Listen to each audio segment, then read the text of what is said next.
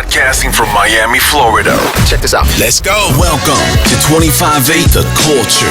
On who's hot and who's not. Everything hip-hop. Turn it on, turn it up, get it loud. Here we go. You're now vibing with 25-8 The Culture. Yo, you already know what it is, man. It's your boy DJ Pablo Maccabee from 25-8 The Culture with your host, D Wise, one half from the big fellas. What it do? What up? What up, DJ Pablo Maccabee? I know we got mad shit to talk about. You know what I'm saying? Always great to be back. You already know what it is. We about to rock this shit. You know what I'm saying? Oh, I know you saw that. It's sexy. Everything's sexy, though. You know what I mean? Let's get to it. Also, we got in the building from Nobody's Podcast, my dog, Big Money Boy Lance. What it do? What's good? You know what I'm saying? Hanging in there, chilling. Got my drink. Got my smoke. Ready to do it. What you sipping on? You already know what I'm sipping on, baby. That's that Henny straight. You know what I'm saying? For the people. Man, that's my shit right there. Black people with their Henny, man. Black people with their... Cheers to everybody. You know what I mean? Hope everyone had a great Thanksgiving. Let me take this shit off because, you know, COVID's coming back. Can breathe a little something. And before we start off everything, like I said, don't forget to like and subscribe. You see the bars. You see the buttons. Click that like, you know what I mean? Hit that button, subscribe. We appreciate all you. We keep growing, and we do it for y'all, you know what I mean? So let's jump into this shit. Basically, it's Thanksgiving weekend or whatever like that. Hopefully everybody out there doing they shopping and shit. You know, purchase some of our merch. We got big fellas. We got big money boys. We got 25-8. We got MTF.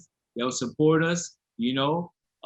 Things will be in the description in the bio. You'll follow us at our Instagram.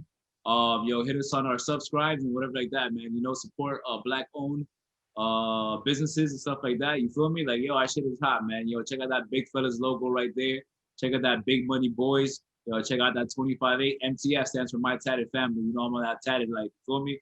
All day, you feel me? So support it. You feel me? You know what it is. So when you Black Friday shopping, you get somebody this gift, like, yo, what is this? Yo, some fly shit. You feel me?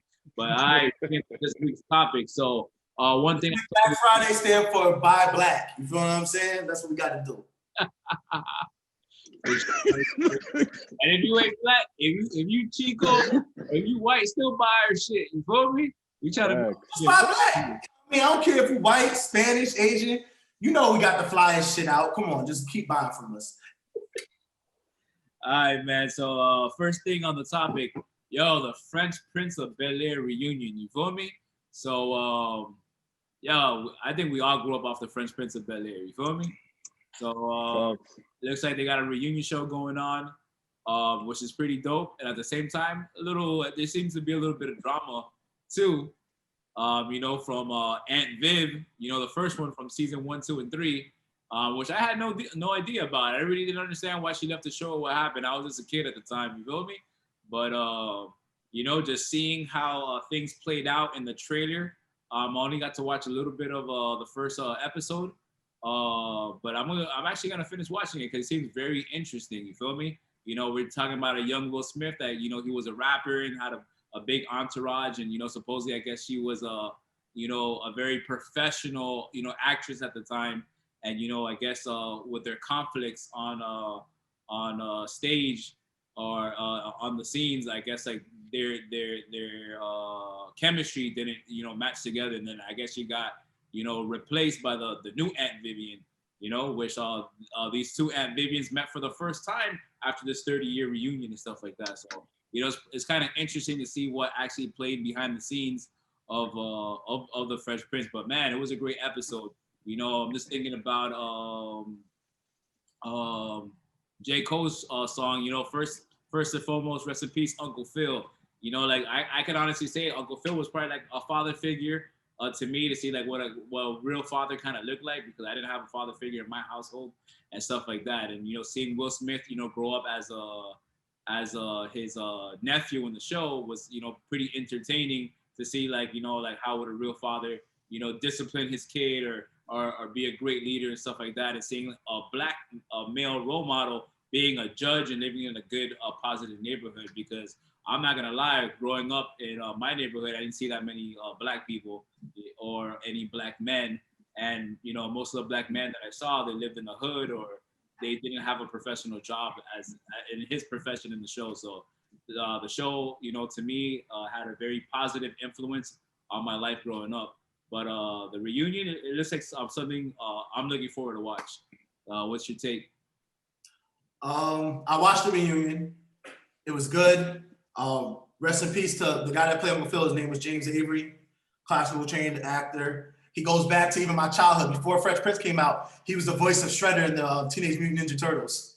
You know what I'm saying? So anybody, we all watched the Teenage Mutant Ninja Turtles. You know who Raphael is, you know who Michelangelo is, you know who Donatello is, you know what I mean? You know who Leonardo is, you know the 4 Ninja Turtles. And Shredder's voice was James Avery. A bunch of other things he did. So rest in peace to him. You want to talk about black positive male role model as far as how the show portrayed them. You had, the Huxtables for the Cosby Show, how Bill Cosby played. They're a black family in a good neighborhood. They weren't from the hood. They have money, and they showed you like that black families do live on the other side of the fence. It's not always ghetto, ghetto, ghetto. You feel what I'm saying? And then after that, I'll probably say the number 2 love father or number 1 love father, depending what generation came from, was Uncle Phil from Fresh Prince of Bel-Air. You feel what I'm saying? And stood on his grounds, strong figure, big guy. Would discipline his kids, but would, give you everything he got in his hand, slap the shit out of you if you messed with his nest. He disciplines his family. No one else. He didn't care if he was a cop, lawyer, what class you were from, what side of the fence you came from, what street you came from. Uncle Phil was coming. You know what I'm saying? So that was always a good, positive thing. It showed you togetherness in the black family. Instead of saying, oh, the mother's not here, or the father's not here, or, dad does all the work, mom doesn't this. Aunt Viv was also, a professor, highly educated, that, didn't take crap from nobody. And, they had 2 powerful black parents in the show that were putting in work. And that was a beautiful thing to see. The feud that ended finally was the feud of, her name is Janet Hubbard and Will Smith. Also, Alfonso, guy named Alfonso played his cousin Carlton. But, that's another discussion. But they sat down, they talked about it. Like you said, she came in, they all met her, they all hugged her because Will Smith's on some. I can't talk about the success of Fresh Prince of Bel-Air without talking about Janet. I feel like we don't talk about her. So he wound up meeting with her, and then he said it's okay if she comes in. And she did come in, they all talked and vibe and stuff like that. So that was a beautiful thing. You have to let go of these old grudges. I can't talk about growing, was Will Smith's message, and still holding on to some shit that was in the past. And they had some real words. It wasn't like a Will-dominated conversation. Janet really spoke her piece. Janet said, I didn't understand why you did this. Then she called him on his play at that time. He said, I was young, the world was coming at me. I didn't know any better. I didn't know saying certain phrases would fuck you up. I guess he said that she was a difficult woman to work with. And Janet said in our time, being a black, dark-skinned woman saying I was difficult was a career-ending statement for me. You feel what I'm saying? It was like, I didn't know the power that would have had. And she's like, it fucked me up. You feel what I'm saying? She had some personal shit going on as well, but that kind of fucked me up. So it's cool that they ended it. And she was real powerful. She was a real big part of the show. She did 3 of the 6 seasons. She was there for half of it. You feel what I'm saying? So she was the beginning of it. You know what I mean? So yeah, that was dope. I like that they squashed the beef. And, the reunion was a beautiful thing. So if you haven't seen it, make sure you watch it. Facts.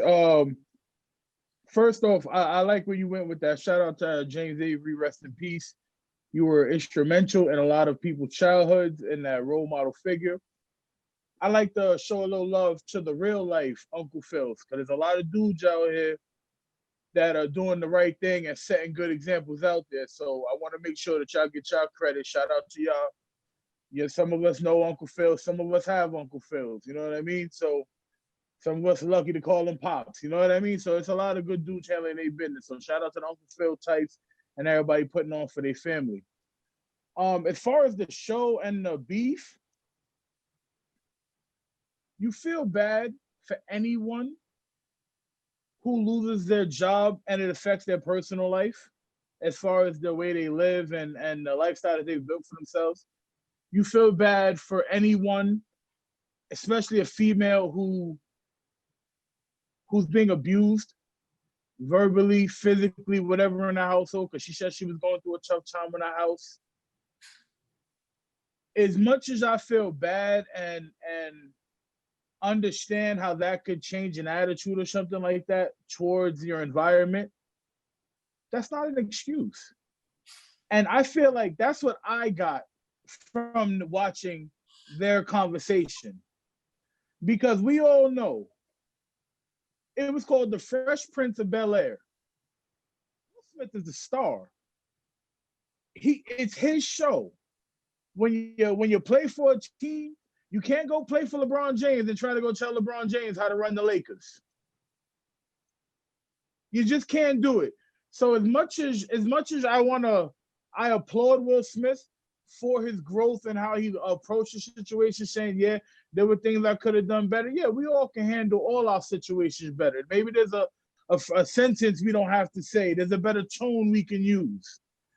But I don't agree with her feeling like, oh, well, I wanted a certain environment that I wasn't getting, so I'm justified in being angry or demanding more. It's like, I get it to a certain extent, but if that's how Will Smith was riding on the Will Smith show, because they could have called the show Will Smith Show, and it would have been no different than calling it The Fresh Prince of Bel-Air. So I feel like it's a little bit of not understanding roles in the show, because you don't have those kind of situations without there being real friction, or at least the feeling of, hey, man, I'm the big dog on the show. Maybe I feel a little threatened. It's a way to go about handling these things. And as instrumental as she was to the show, I didn't like the way she handled herself or how the conversation sounded from the outside when they were making peace about it. 100%. I honestly felt the same way. I was like, look, this lady's been holding a 27-year beef, feeling like she was blackballed just because of Will Smith, you know? So I'm like, damn, like, you can't just blame one individual for all your problems, you feel me? It's like, yo, like, you need to, get on the grind. Things didn't work out, and sometimes things doesn't work out. It's kind of like a relationship, like, hey, this is not working out for me, and you're the star of this show right here, and honestly, it's like, this is not working out. And it's like, when somebody gives their honest opinion, like, well, working with her is not so easy. And sometimes, you work with other people that they have temper problems. They may be late on the job. They may be, they micromanage people, or maybe they don't manage people well enough, or whatever like that. And it's like, yo, you just give your honest opinion. From knowing Will Smith's, background and his personality, I don't think he probably maliciously meant to probably like damage her career. It just so happened to like they didn't honestly work well together. You feel me? And yo, if the chemistry is off, you're not gonna mess up a great, classic show like that if two people are not working out. You feel me? You're just gonna have to, get somebody else to take the role. It's sad for her that happened. I kind of felt like she went around holding on to something for 27 years when she didn't have to. You feel me? Like, it's like, yeah, she lost her home. She was in a bad situation or whatever like that. And sometimes like, yo, that's just life and it just sucks. Like, like it just, I'm pretty sure Will Smith didn't mean for that to happen. It's just something that just happened. So, I kind of felt like she shouldn't have blamed Will Smith for all her troubles in life.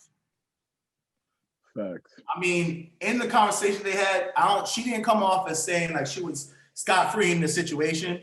You know what I mean? Like if that's the vibe that was being sent out, I missed that one because it seemed like you have to hold yourself accountable for what you did. And even before they made their peace, the guy that played the butler, I can't think of his real name. They just called him Gigi. It was short for Gregory, whatever. But he talked about the situation, saying that, Will's a star and you gotta, you either have to be, you are a supporting actor, meaning that, your job, the best you can do is be, the best number two. You know what I'm saying? So he said he felt like there was a little something in that direction as far as like, you have to understand what everyone's role is.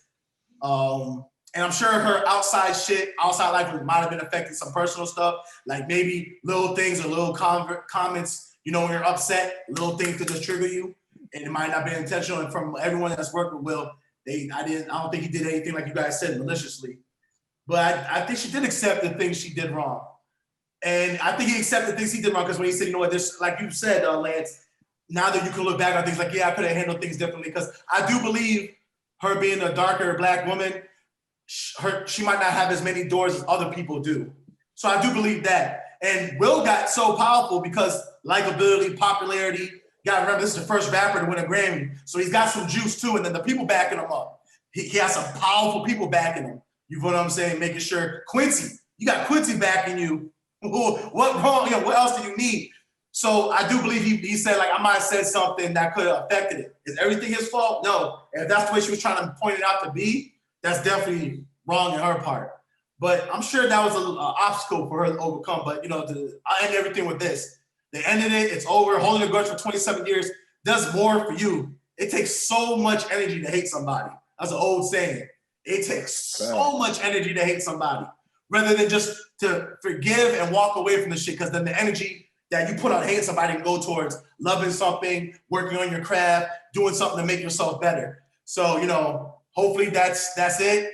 You know, what's funny is, you know, that situation is done with, but the one with Alfonso, who played Carlton, now it seems that there's some shit going on between those two. I guess when they ended it, she wished that he was there and they spoke on it too. But in Alfonso's defense, I don't know his whole side of the story as far as what he might have done, but I know what she said, your little butt buddy. That came out of her mouth. You know what I'm saying?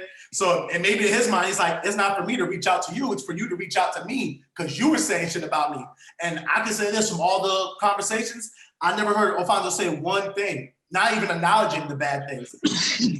So that is what that is. All right, so on to the next topic. Kevin Hart drops a new stand-up comedy called No F's Given. So far, it's been getting a lot of negative publicity that's saying like, yo, he's not funny on this one. A lot of people don't like it. They felt like he kind of fell off. He's even like took into Instagram to explain himself, why, he thinks people don't think his latest stand-up was actually, kind of funny. He just feels like he's in a different place in his life at this moment. And I guess maybe the stuff that he talked about in his past about his upbringing in life was more funny than what it is right now. You feel me? Honestly, I ended up watching most of it. I was actually kind of bored. I'm a big Kevin Hart fan. I like Kevin Hart as he's a hustler, he's a motivator. Most of his movies are, pretty entertaining. I like his previous stand-up. But this one I was actually disappointed in. But Kevin Hart, I fuck with you, man. So, don't take it to heart, man. I ain't hating on you, bro. You feel me? But this one wasn't as entertaining as your past stuff. Go ahead, Lance. Knock this one, man. I'm not gonna lie. I did what you're not supposed to do when you're watching comedy specials. I took in the noise before I actually watched the show. So I already went in there talking about, it's only a matter of time before the gimmick's up. It's only a matter of time before you're just not funny. Nobody want to see it no more. And then I watch it, and I'm cracking up. And the dude is funny. What I think after watching it is that people want a different style of comedy from the king of his own comedy. You know what I'm saying? Like, this dude is major off his own style, talking about his life, his stories, being a bit of a performer while telling his jokes. And it's like people want him to be something different now for some reason. When I watch it, I took it in as it's Kevin Hart telling me about who he is. He even said it in the special. He said, "What the fuck you want me to talk about? I don't have nothing else. I got my wife, I got my kids." So I'm not sure what everybody's actual, the beef was.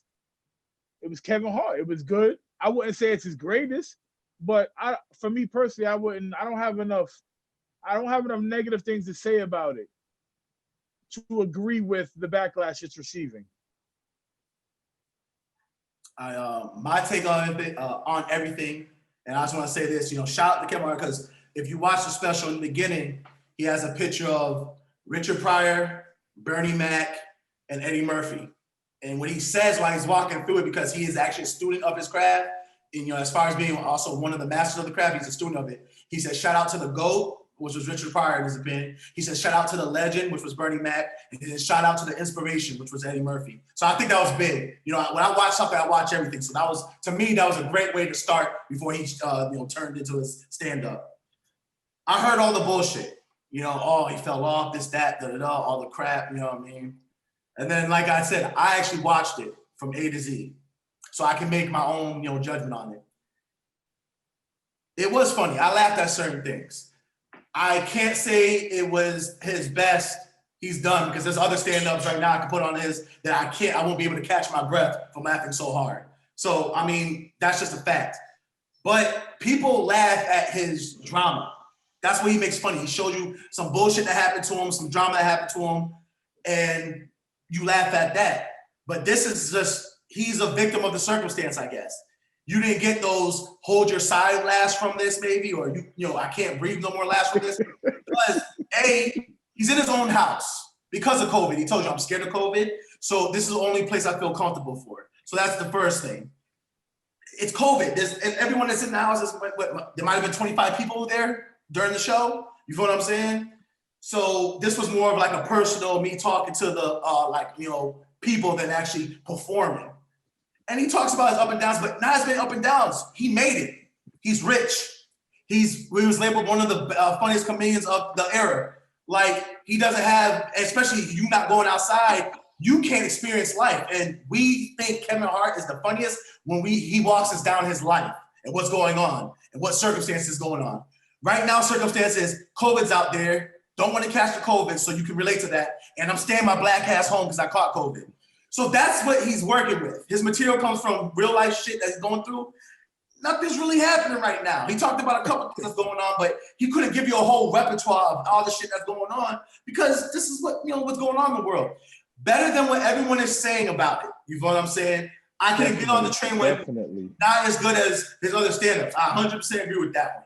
You know what I mean? And like I said, there were things that kind of went slow, and then he got to a couple punchlines that made you laugh. I personally love, spoiler alert, when he's talking about the text messages and he said his boy don't know how to do emojis. So he said, I'm about to eat. He said 5 purple eggplants with a mouth with the tongue out and splash. And kind of like, this looks like you're about to suck 5 dicks and you're excited, you're about to get them off. Like, you know what I'm saying? Like, so that made me laugh. So there's certain things that's funny, but as far as you guys saying it's all trash, no, that's a complete lie. And the other thing on top of that, and with this is like, when you are at the top at any profession, when you actually get to the point when you mastered your craft, and not only did you master it, everybody else said like you are the top, you're the king, there's nowhere else to go. You can only get one direction's left. If you hit all the way to the top, hit the ceiling, it's down. You feel what I'm saying? You want to hope you can stay up there as long as possible, but you hit your head on the ceiling, you might come down a little bit and then you can bounce back up. But you're not gonna say that. I'm not getting behind that train where everyone said this is trash, don't bother watching it, this is bullshit, it was a complete waste of time. Those are all lies. I suggest you just go home, watch it for yourself, and if you truly feel that way, you're entitled to your own opinion. But I'm gonna be on the side of watch it for yourself and make your mind up without hearing everybody talk about it. I'm gonna be honest with you, like hearing you talk about it, I'm hearing the jokes in my head, and I guess that's why I was laughing a minute ago. Yo, this nigga had jokes about one-handed people, like sharing time to hold signs up. And I'm starting to feel like maybe he caught a little backlash for like shit like that. He talked about his ex-wife. He talked about a 60-year-old man wiping his ass. Like, yo, I'm not gonna lie. The longer I sit here and think about it, the funnier it's getting to me. Mm-hmm. So definitely watch it. If you smoke, maybe you need to smoke. If you drink, maybe you need to pour up a cup. But sit there and give it an honest watch and block out everything you've heard, even block us out, and watch it for yourself. I think you'll say it's on par for who Kevin Hart is, and you won't be disappointed with it. And he even talked about cancel culture, which is funny because that's what's kind of happened. Like he said a couple things and people are like, oh, Kevin Hart, he's like, I'm probably gonna get canceled for this. And it's crazy because like, and this will go into another topic, but Dave Chappelle was a part of that too. Like I think his stand-up was great. And he was just talking about, he made fun of the crowd. He said, you guys do the bullshit. Oh, you make a mistake. We don't care if it was now or 50 years ago. You're fucking finished. He said, that's you motherfuckers. That's y'all. Like, you know what I'm saying? You guys are the most ungrateful motherfuckers in the world. And when these people, you know what I mean? Because he was just giving you truth. So it's just, it's crazy, man. But like Lance said, go watch it. It's definitely worth a watch.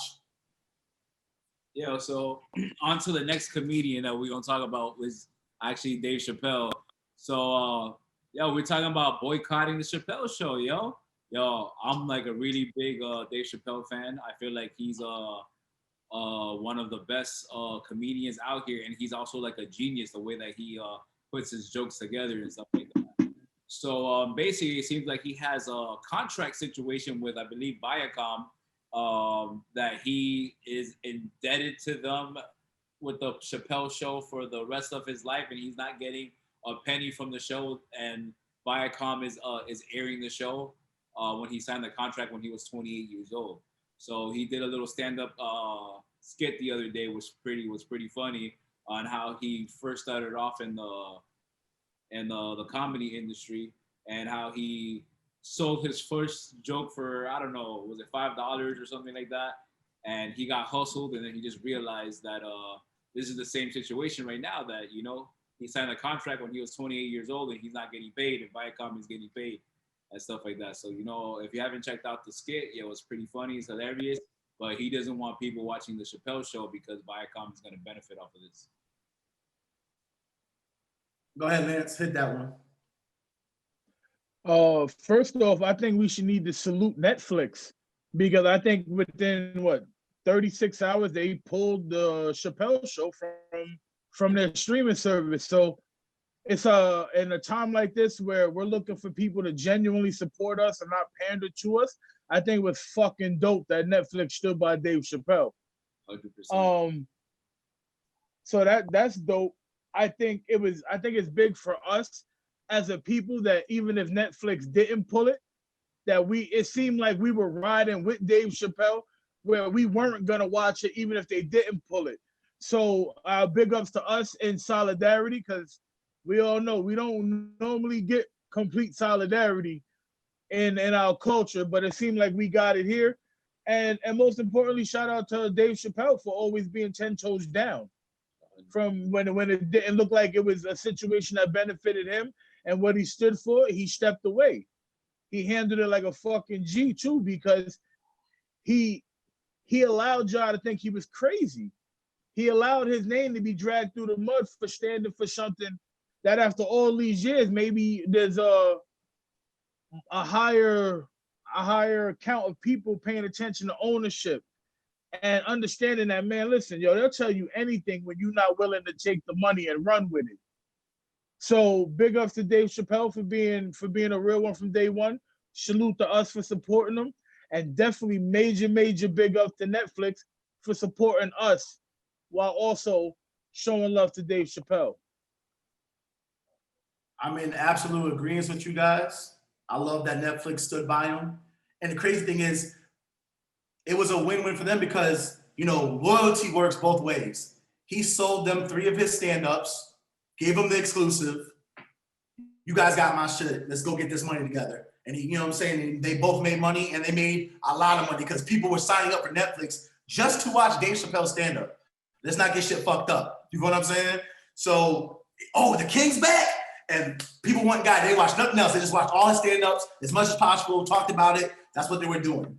So the fact that they stood by him, because he's going to do another special, and guess who's going to get it? Netflix. You know what I'm saying? So it's like they're not losing money at all. So it was easy to do, and they did it. Some people are greedy, but that shows you that loyalty works both ways. So you stand by me, I stand by you. Good relationship. So I shout out for them for doing that.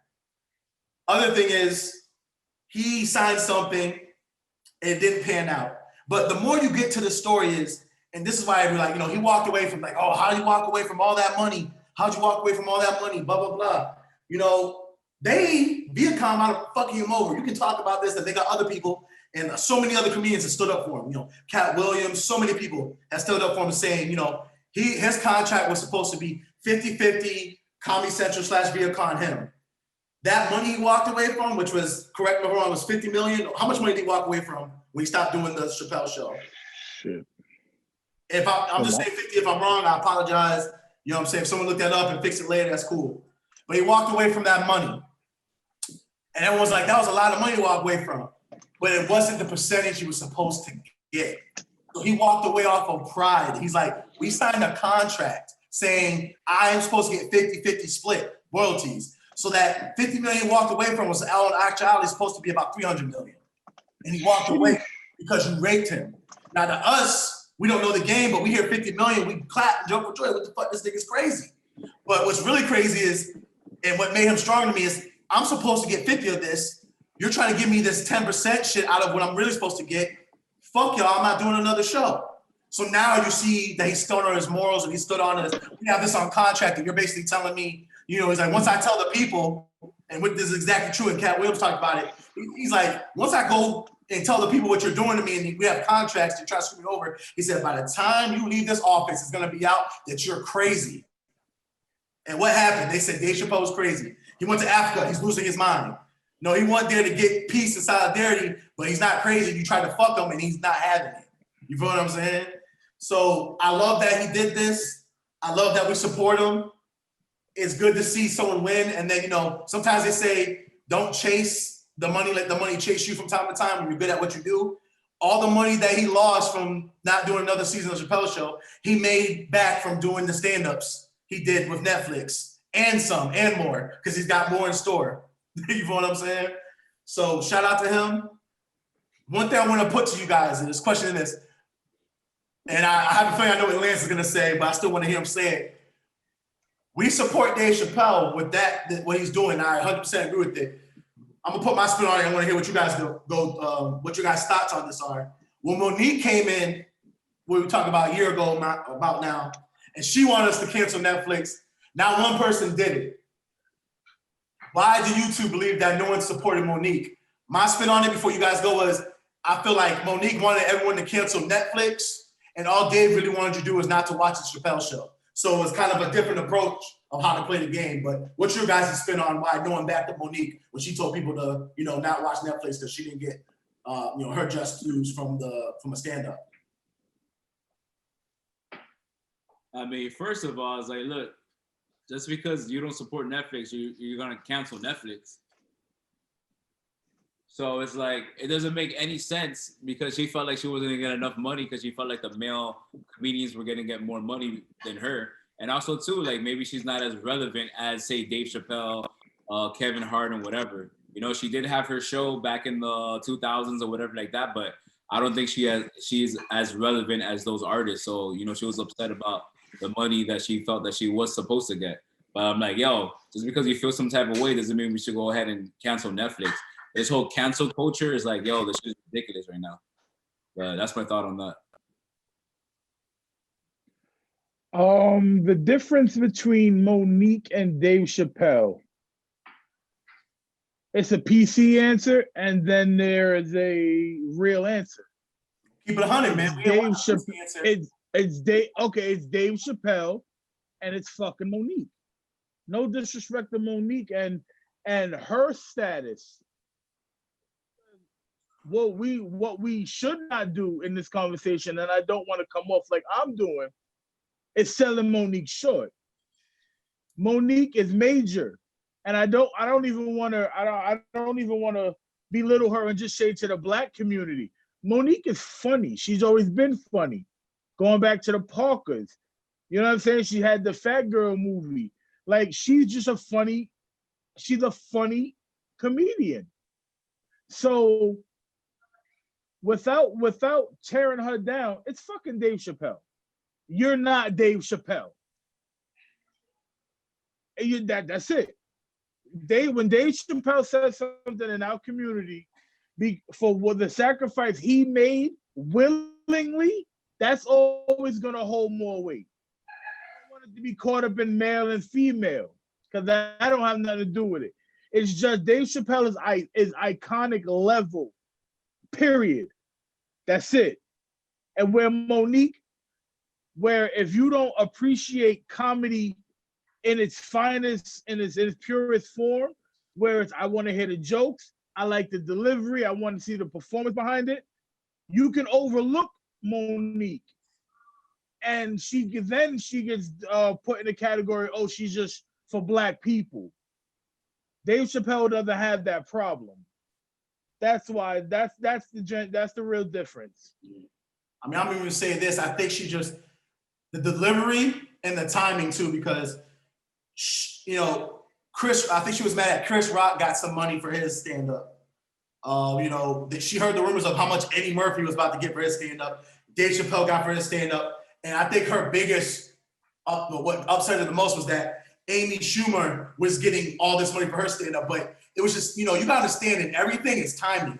At that point, I'm not going to say, I don't watch Amy Schumer. I've seen her little stuff like that. I don't think she's that funny. I don't relate to her. But I understood that she was hot at the time. You feel what I'm saying? She just did some blockbuster movies. She was everywhere. She was on Comedy Central. You know what I mean? She was just hot. So she was riding her momentum, and her momentum equaled how much money she was getting. It wasn't even on talent, I believe. It was on what was going on. It was on timing. And then like Monique was gone for a while, and I just believe she wasn't buzzing yet. And that's not to take away from her accomplishments. Sometimes you gotta look of what have you done today? You feel what I'm saying? And I think it was just timing. And I believe that she, you know, did a bullshit little thing. Like, you know what? Let's do it like this. She could have reorganized the contract. Let's see how many streams you get. And you give me that instead of let's give you this money out the door. You feel what I'm saying? Like, you can play the game a little differently if you think you're getting fucked. Or like Wanda Sykes said, they tried to give me some bullshit money. I said, fuck you, did it myself, and made more money. So there's always a way you can play the game. You know what I'm saying? So I had to put that out there because that was a question that, like, you know, no one really got behind Monique. Why?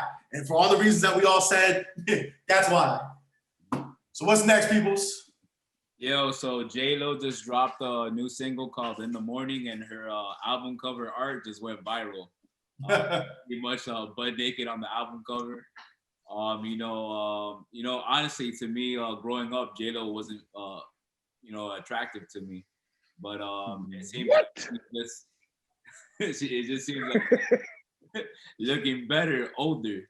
You know, like some people, maybe you're an okay, you know, teenager, okay, young adult, but, you know, a fine, mother or whatever, or MILF or whatever, you want to put the words in. But, she seems to be aging very well out here, like wine. The album cover is going crazy all over Instagram and all over the internet and whatever like that. So she definitely got the attention that she wanted from the album cover.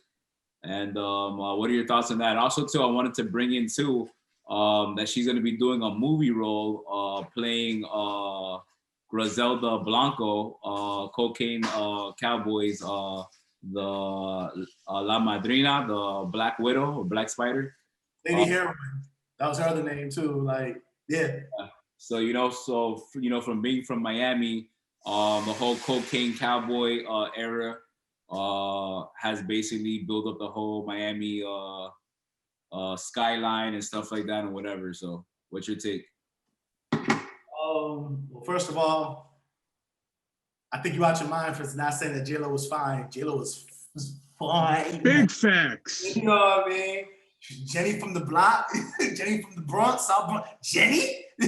J-Lo? That's you, nigga. You feel me? Since Money Train, nigga. Since Selena, nigga. J-Lo in that back.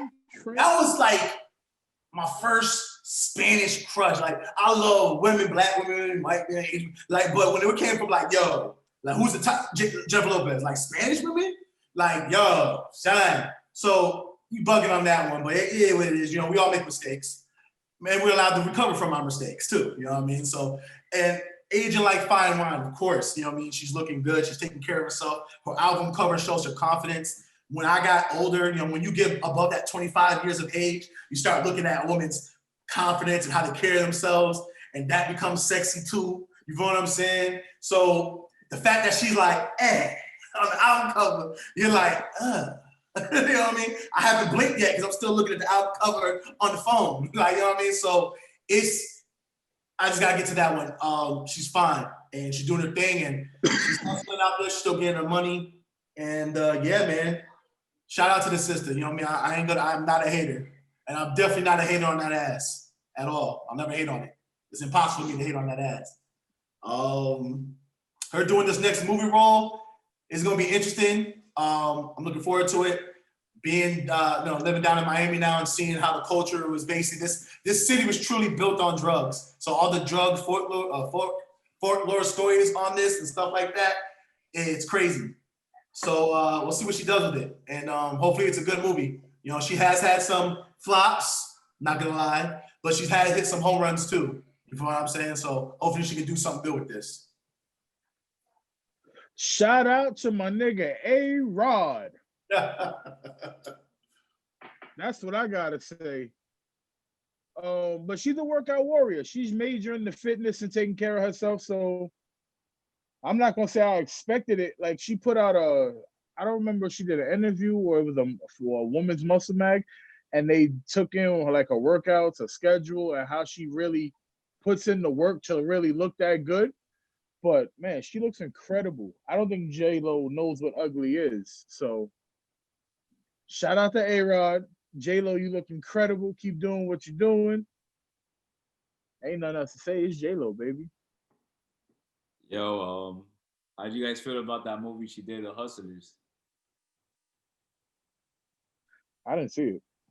Oh man, you gotta check that one out. I ain't gonna lie. Keep it real too. I didn't see it either, and that comes from because I worked in the strip club, so ain't nothing I can see from a movie that can really break that shit down. Like I lived it. You know what I'm saying? So I wasn't interested. I'm gonna be honest. I ain't never ran to no movie theater to see no Jennifer Lopez movie, so I'm not surprised I didn't see it. I seen her co-star into it, but I haven't really ran to see, like, I ain't gonna front, I have never ran into a movie like starring Jennifer Lopez. Now she's co-starring in it. Like Money Train, I remember seeing that. Like I might even, you know what I'm saying? I had no business seeing it when that young, but I had to. That shit was ill. Wesley Snipes, Woody Harrelson, J-Lo, dope movie. You know what I'm saying? Selena, I remember seeing that. I don't know if I went to the theaters or not, but I remember seeing that because that was everywhere. Like, you know what I'm saying? Because Selena's gone. She's reenacting. Like, you know what I mean? She was gone too soon. Niggas got emotional when they saw that shit. Like, that bitch fucking fan manager, yo, we gotta get that bitch. Like, niggas was upset. Like, you know what I'm saying? Like, so, but yeah, but I didn't see Hustlers. It didn't seem appealing to me, you know what I'm saying? But I'm sure they said she worked that pole amazingly, so maybe that's why I need to watch it. Definitely you gotta go check it out, man. I'll be doing you guys. Plus, it's based on some real life shit. You feel me? So I remember hearing it on the radio. You know, I guess niggas in New York, this is based on a true story, were paying thousands of dollars and getting hustled out of money from strippers, and their credit cards were getting like swiped up and stuff like that and whatever. So Jennifer Lopez ended up playing one of the main roles of one of the girls. So it's based on a true life story. So you definitely got to check it out. And she definitely looks good. Like Charlamagne the God would say, like vintage vagina. You feel me? But again, I believe you've been in strip clubs as DJing and working it. You know what I'm saying? That's nothing new. That's not a story outside. Like, that's nothing new. Girls do that's part of the game. Like, strippers are hustlers. It's Jennifer Lopez though. All right. There's no objection. I'm just saying that, like, if you've been, like, that story he told is not uncommon. If you ever worked, if you know the behind the scenes of a strip club, like, that's part of the game. You know, the scamming, the fraud, the picking pockets while they're doing lap dance. You know what I mean? There's a lot of stuff that goes on that, you know what I mean? Like, you've seen the strip club open in the beginning, and then all of a sudden the cops are there because some girl did something that she wasn't supposed to do. Like, you know what I'm saying? So, what's the next topic? All right, to Megan Thee Stallion's diss track to Tory Lanez and also her homegirl, Megan Thee Stallion. So I heard this diss, so it was whatever. You know, I was kind of disappointed because it was kind of weak to me. You're being polite. Yeah, I mean, it was a weak diss. You feel me? Honestly, there was probably one bar that was, you know, the one like you're a pussy nigga with a pussy gun or some shit like that. That was probably like the hardest. Oh, you're talking about Meg's diss, not Kelsey Nicole's diss. Nah, Meg. Okay. So that was probably the hardest bar from out of the whole diss. Yeah. And also too, like I didn't really appreciate her using the Biggie "Who Shot You" instrumental. Facts. You know, like I feel like, you know, certain beats like they need to not be touched or not be used. especially in this situation. Like, I don't think Tory Lanez is gonna diss her back.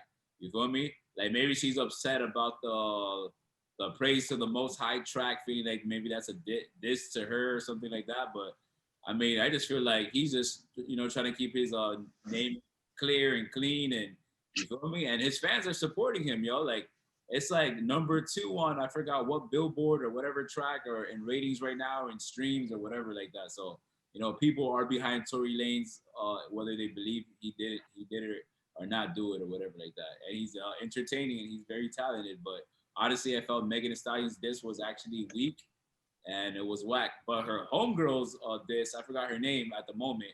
Kelsey Nicole, Kelsey Nicole, her ex-best friend. That shit actually was more fire and more impressive, to be honest. That shit bang.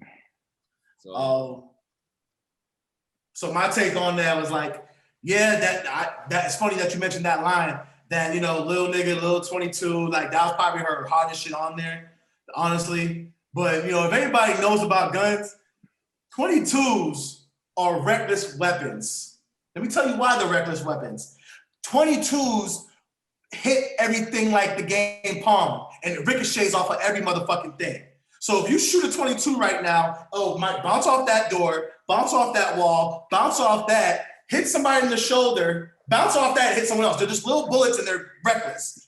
A 40, 45 goes through everything you point at. The little 22s is, you really gotta stop hearing ding before you get up. Because if you get up if you try to move and the 22's going, you'll hear, it does that. That's why if someone gets an automatic 22, it's awful because that shit's gonna keep flying until the momentum's done. You know what I'm saying? So you just gotta understand guns. I guess you saying it's a small bullet, small gun, your pussy, blah, blah, blah, whatever. I can get over that shit. She should have never did it. And then like you said, the Biggie track, like there's certain tracks that when you hear it, if you don't go hard, you should have never jumped on it in the first place, especially a classic. You don't go hard on a classic, you will be labeled trash. So you deserve us making fun of you saying that your insult was trash and you should never went on that Biggie track of Who Shot You. Second thing is, Kelsey Nicole. It's crazy because she doesn't even claim to be a rapper. She just wanted to get shit off her chest about her phone. And maybe her flow wasn't dope or whatever, which is, I'll accept that, especially when you come out and say, I'm not a rapper, but you're gonna get these bars as truth. And I felt like from A to Z, she killed this. She killed Meg.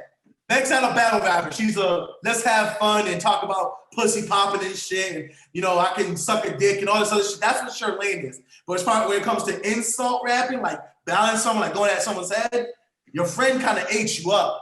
And it sucks. And she just connected more dots of what me and Lance have been saying is, I don't know who's telling the truth. You feel what I'm saying? Like, now your ex-best friend saying you didn't do this, you chasing clout, that didn't happen, I was there. I don't know why you turned your back on me. Like, yo, bitch, you always been sucking dick to get your way up there. Shit didn't work out for you, blah, blah, blah.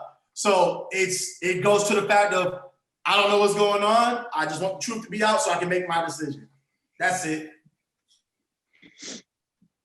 First off, we are not slut shaming. If that's what you want to do, you do what you do. We're just pointing out the facts. Kelsey said, just suck dick to get where you got. Just telling you what the girl said. Now, Meg Thee Stallion is not that good of a rapper. Can I just say that? Oh my God! No, go ahead. But yo, she's just not that good, bro. If she's not rapping about literally sucking a dick or taking dick, she's not that good. I put that shit on when I saw I saw that was a topic. I said, cool. I put that shit on. It was on in the car. As soon as it dropped, I'm like, oh shit, okay. All right, no. I gotta put this on my headphones.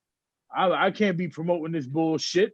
And I listened to the track 5 times straight, back to back. I didn't listen to nothing else. It's not quality. Somebody in her camp should have told her, yo, Meg, I think this is doing more harm than good to us by putting this out. Let's just keep playing the silent role, because even in the record, she says, what I look like going back and forth with basically a bum nigga. Like, but you made a fucking diss record. if making a diss record ain't going back and forth with a bum nigga, as you say, man, she rewriting the book, bro. You know what I mean?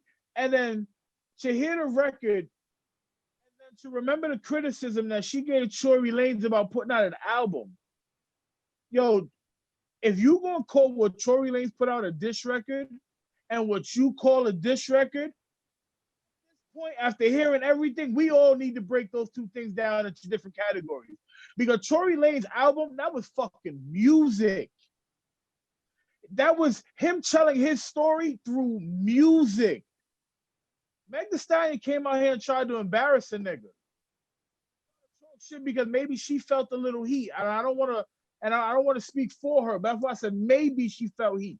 Maybe she didn't like the way things are starting to turn. But the lyrics were bad. Your beat selection was bad. Not because the beat was bad, but your lyrics ain't on that level. I'm sorry, it just was not a good look. Oh, she should have kept that in her, even if some people make music for themselves. She should have let that bump on her crib. Like when the girls is over, throw that shit on and rock to that. You definitely should not have put that out. Now, as far as Kelsey, she can't rap either. I knocked Kelsey. I kept that on the big speaker. I'm like, this ain't, she can't rap, but this sound good. It sound like the same flow that a lot of these female rappers is going with. The sound, the bounce, quality beat selection. Like you said, she confirmed some things that Tory said. Because now at this point, she basically said, you said your back was turned. How you know who did harm to you? Yes, I listened to the record where there ain't no assuming. I ended up listening to this record like 10 times, no cap. Because I thoroughly was enjoying the beat and the rocket. They got caught in it a couple times. But she not a rapper, so we're not here to critique that. But just showing the song, it was better than Meg's. And that's sad from the point of view that Meg's profession is rapping. She addressed her saying she got money. She said, bitch, you knew I was a hustler. You know what I'm saying? She said, you were sucking dick overachiever. I didn't say it, she did. But what kind of music you putting out, Meg? That's on you. That's not on me. I'm just saying, I got to talk about what you put out there. So, again, it just proves that Tory Lanez's album was incredible music, no shots being taken. I think all those people that were coming at his head owe him an apology. But he's not going to get it. So, but he definitely deserves it. Kelsey's song is better than Meg's. I cannot wait for this thing to go to trial. Facts. Yo, facts, 100%. I just want to see the outcome of this whole entire situation. You feel me? Also, I'm sorry, I gotta throw this in there. Our favorite, her best line in there is talking about his stature and how he a little nigga. We need to be speaking unity, and it don't matter about size or gender and about respect for all. Maybe that wasn't a good move either, to go to where you're belittling a man based on his size. Maybe that wasn't a good look either, based on the agenda you're pushing. Thought that needed to be said.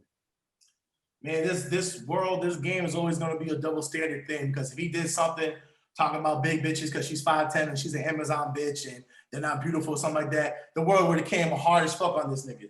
Whether, just for telling his truth, whether real or not, you know what I'm saying? So she said that, she not catching anything. If we're going to talk about being equal, as far as looking at right down the middle and not, seesawing on one side or the other, that's a solid point. That's fair. You can say that. You know what I'm saying? And another thing too was like, yo, when you were fucking with him, it was no problem. He was a small nigga. You feel me?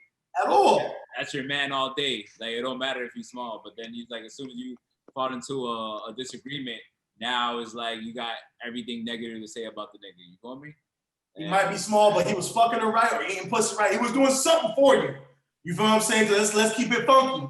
Meg could really get off of just her clout, could get a lot of niggas in the game or outside the game. You know what I mean? That's just being 100. You chose this nigga. You chose him for a reason. Let's keep it funky. You know what I mean? Also, can I one more question for you too? At the end of this, when we look at a Kelsey record, we look at a Meg record, and we look at the Tory Lanez album, I think it's safe to say Tory's music is better based on just what we're talking about. Oh yeah, that's not. Who really looks like they're clout chasing right now, in all our honest opinions? Because I'm gonna say Meg. Yeah, I mean, if you want to get right down to it, I didn't get a diss track from Tory. You know what I mean? I didn't get that vibe from that. He spoke his truth, but he really didn't. He didn't shun her. He didn't destroy her. He didn't go step by step. He didn't make fun of her. He didn't say you suck dick. You know what I mean? He didn't do that shit that niggas do when they upset and like go after the bitch for what she. You know what I mean? He didn't do none of that. Yeah, but he did her shit, and then you could say if you want to put Kelsey in there for saying she's clout chasing, but Kelsey just kind of spoke her truth to the situation and saying you made my ex, I'm an ex-best friend because da-da-da-da. So like you can kind of get on those, but you can't say for 1 second Tory was. Not at all. You feel what I'm saying? So right. Like you said earlier, Lance, you did more harm than good. Facts. All right, on to the next topic, yo. So tomorrow's the Mike Tyson versus Roy Jones fight. Yo, I don't know if you see Mike Tyson. He had a little Roy Jones Jr. Cake, and he ended up like slicing off the air, son. You feel me?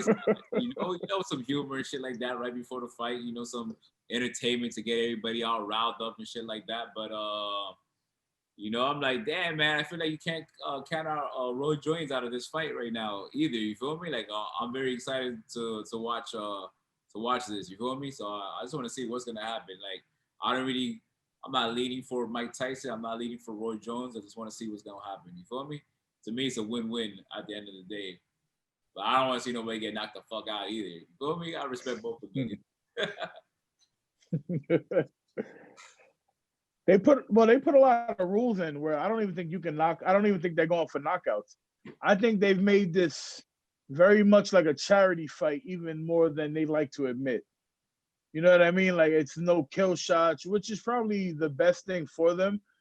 Roy Jones probably doesn't need to be in a serious fight at this point in his life anyway.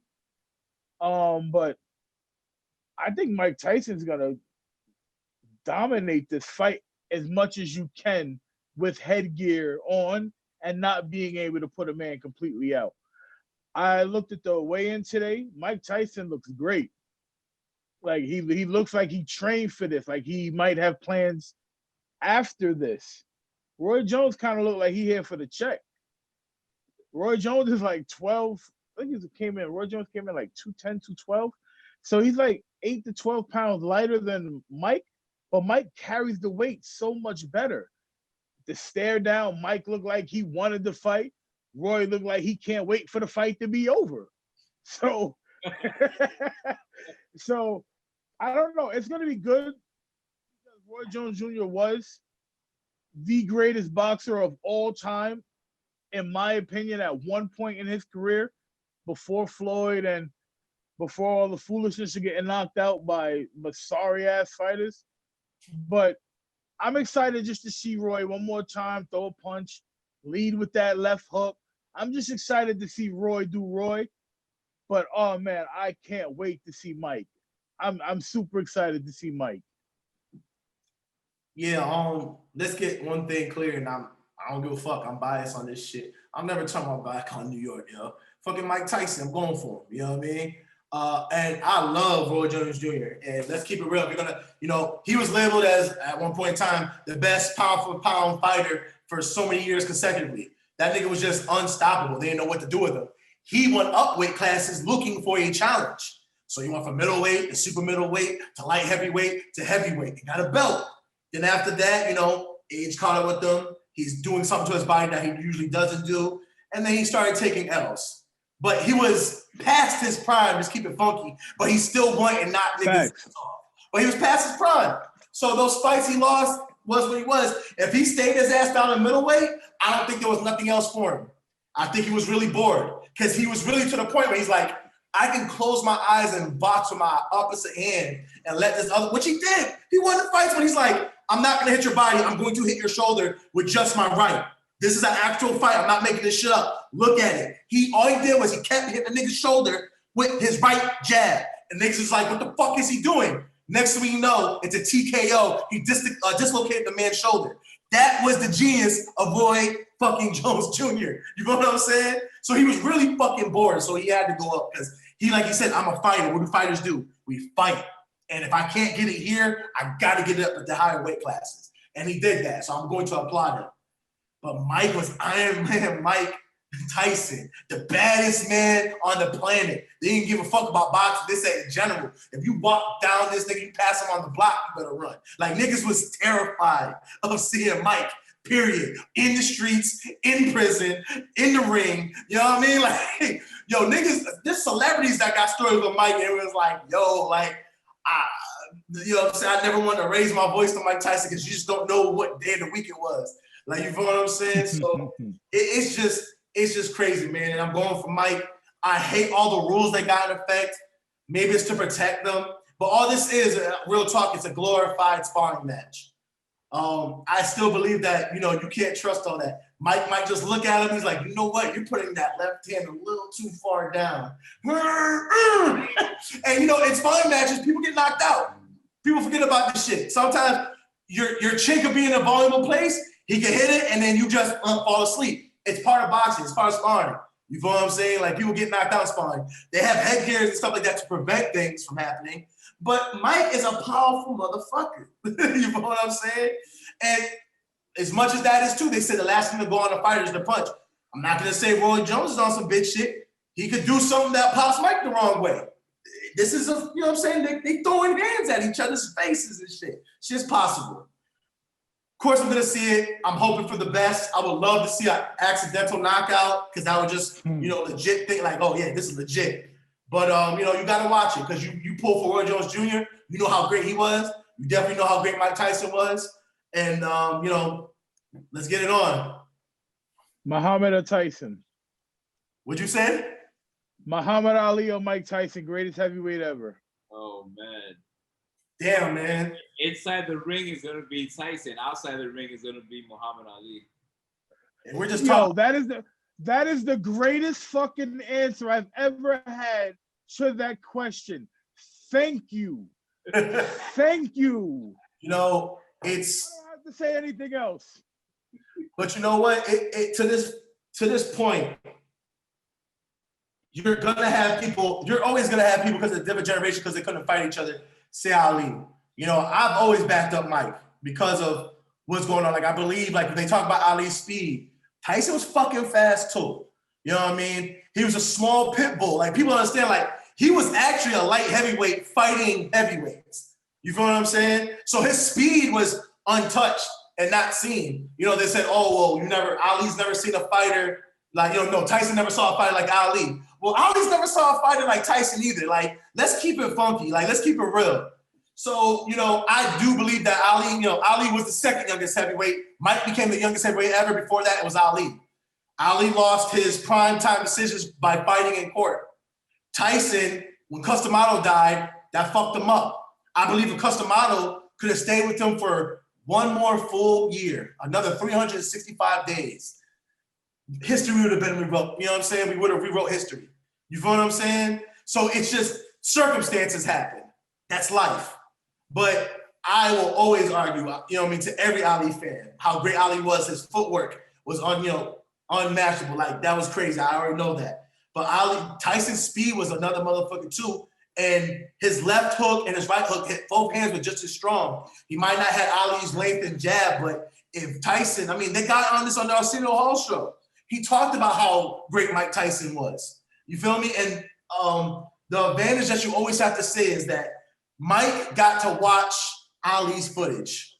With a trainer, like with a person in your corner like Customato who taught, like Tyson said, I was born for this. So was Ali, but I was born from this. I looked at all the other great heavyweights and saw where I can make my mark at. So Tyson got to see Ali.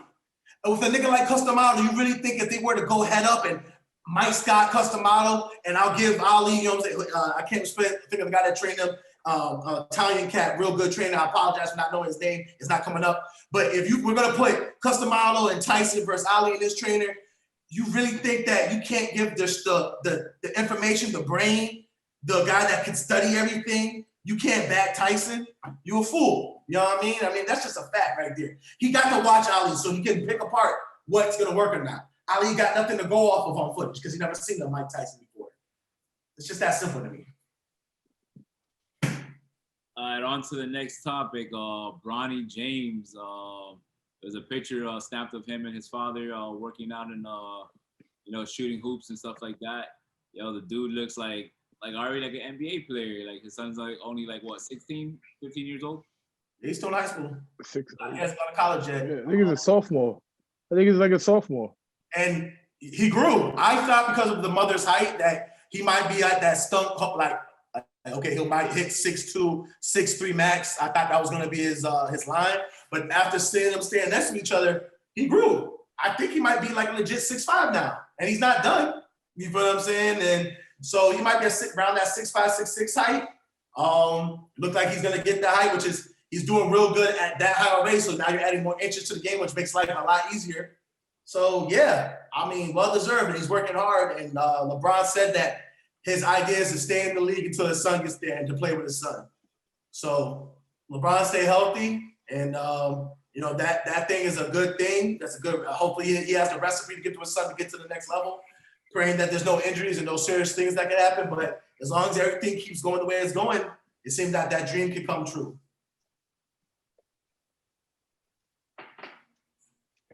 I think it's dope. Like the fact that he's working out with his kid now, because a long time, like you wouldn't see them actually working out. You would see them separately. There would be clips of just Bronny and his little brother Bryce. They'd be out there working out, playing by themselves. But to see him next to his father working out, he definitely does look like he's headed in that direction of maybe that 6'6", 6'7" range. I think with the training he's getting with LeBron, I think the kid's gonna be fucking good. Like even if he's not the explosive athlete that LeBron is, his skill level is gonna be exceptional, especially with the way the league is going, where it's all positionless. The centers are now 6'9" guys.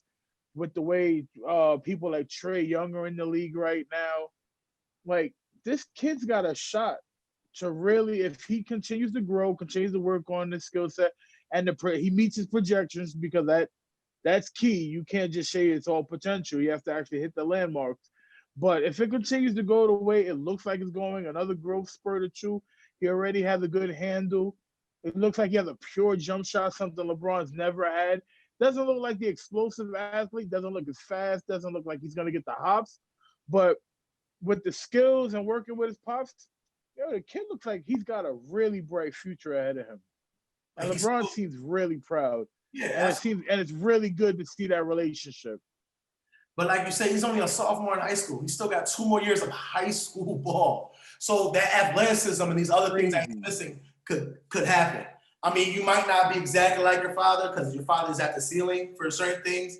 But if you just train and you do what you're supposed to do and everything goes the way you're supposed to go and you give it 110%, like, it's good. And the fact that he's already if he were to stop growing now at this 6'5", 6'6" thing, that'd be a great height for him. And it seems like he's got long arms. So, a lot of people, if they don't know, basketball height is actually this, your wingspan. Like the 6, it looks nice, but if he had a 7'2" wingspan, you know what I mean? Like that wingspan is always good. So, I think he's gonna, as long as he does, he might have the, the goods and see what it takes. I don't imagine him not going, doing the route as far as like Ball did, like, going, taking your talents overseas to playing pro ball before you come to the league. I see him making sure his son does a one and done. But I don't want to fake anything because everything's still too soon, because they're making the developmental league, the G League now. They're changing so much things now where they're getting money now, and it's getting better and more popular. So he could put him that route, out of high school, go to the G League, and then go to the NBA. He might do that for him, because go ahead. I was gonna say, as rich as LeBron James is, I don't think that'll be an option. That kid probably has more money already in the bank than what the G League or pays in salary all year. But if you get an NBA contract right away, and get it at 18, you will, because all college does is it prevents you from your overall goal. His idea would probably be, unless his talent's not there, if he thinks he can grow in college, power to it. If he thinks that going to the G League can help his growth, it's going to be what's best for him. College might not be what's best for him. Well, if he's not going to, because he always said that he. Go ahead. No, I was going to say he always said he wanted his kid to go to Duke and play for Mike Krzyzewski. So okay. I don't think he would pass that opportunity up to make $100,000 in the league. I'm sure he's going to get $100,000 for Christmas.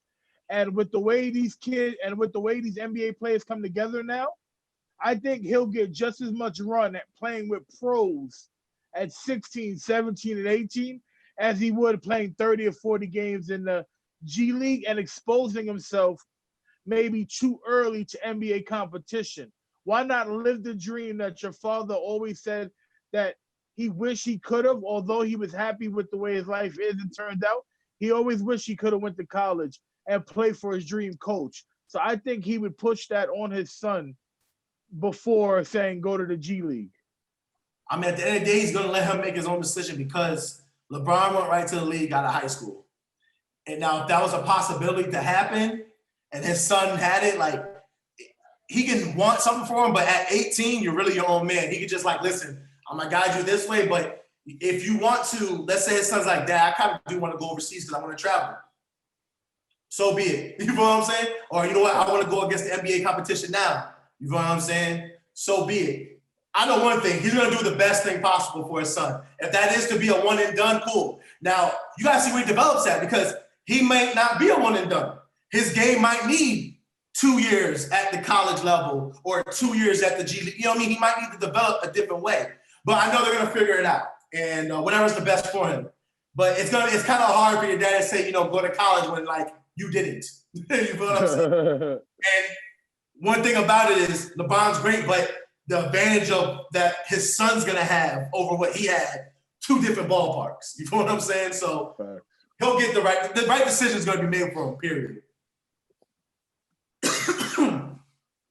What's next, DJ Pablo Maccabee? Yo, that's it. That's it. It's a wrap. That's it? Yeah. We killed that shit. Yeah, this was amazing. You know what I mean?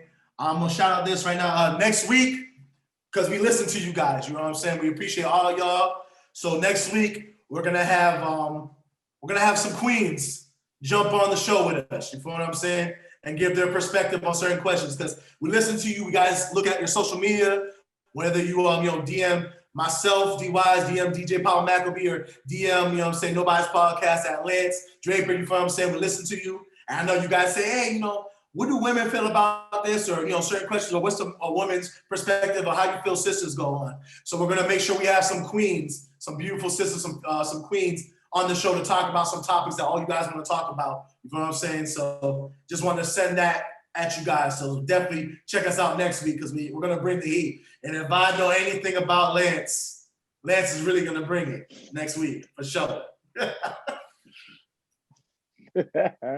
Don't tell him too much.